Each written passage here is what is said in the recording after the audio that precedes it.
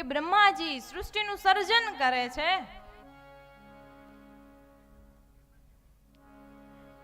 બ્રહ્માજી વિચારે છે કે હવે આ સૃષ્ટિને મારે આગળ વધારવી છે, પણ કેવી રીતે વધારું? બ્રહ્માજી પ્રથમ તો સનત કુમારોને કહે છે કે હે સનત કુમારો, તમે આ સૃષ્ટિને આગળ વધારો.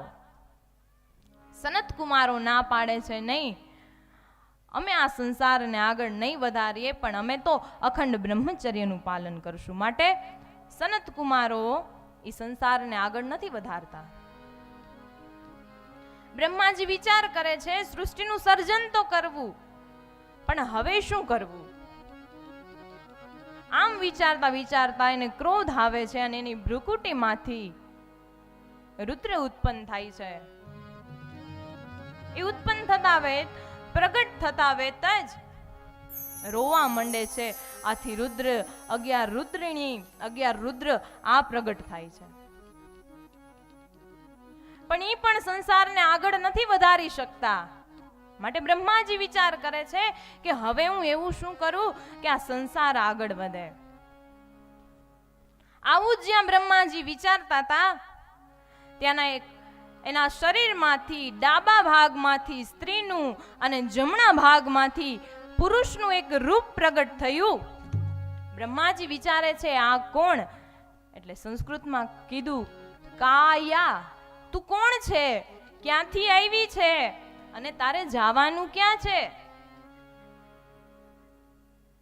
આમ પૂછ્યું કાયા, એટલે આ શરીરનું નામ પડ્યું કાયા.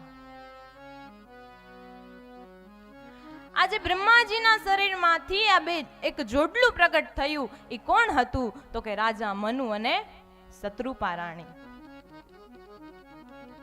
હવે બ્રહ્માજી મનુ રાજાને શત્રુપા રાણીને આજ્ઞા કરે છે કે હવે તમે સૃષ્ટિને આગળ વધારો.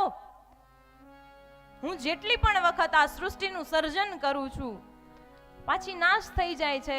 કોઈ વંશ પરંપરાગત રીતે જો આ સૃષ્ટિ હાલે ને તો આપણે આ સૃષ્ટિનું સર્જન કરી શકીએ. માટે તમે હવે મૈથુની સૃષ્ટિની આગળ વધારો. રાજા મનુ શત્રુપા રાણી કહે છે અમે આ સૃષ્ટિને આગળ વધારીએ, વંશ પરંપરાગત આ સૃષ્ટિનું સર્જન કરીએ. પણ હે બ્રહ્માજી, આ પૃથ્વી છે ને એ તો જળમાં ડૂબેલી છે, અને અમે અમારી સૃષ્ટિને આગળ વધારીએ પણ અમારે રહેવું ક્યાં? પૃથ્વી જળમાં ડૂબેલી છે. બ્રહ્માજી કહે છે આ વાત તો સાચી છે, પણ આ માટે હું કઈ કરવા સમર્થ નથી. બસ આટલું જ બ્રહ્માજી જ્યાં વિચારતા હતા, બ્રહ્માજીને છીક આવે છે, અને છીક આવતાની સાથે જ એના નસકોરામાંથી અંગૂઠાના ટેરવા જેવું એક પ્રાણી ઉત્પન્ન થાય છે, અને જોત જોતામાં તો એ મનુષ્ય જેવું રૂપ ધારણ કરી લે છે. આ કોણ હતું? તો કે વરાહ ભગવાન, વરાહ નારાયણ ભગવાન.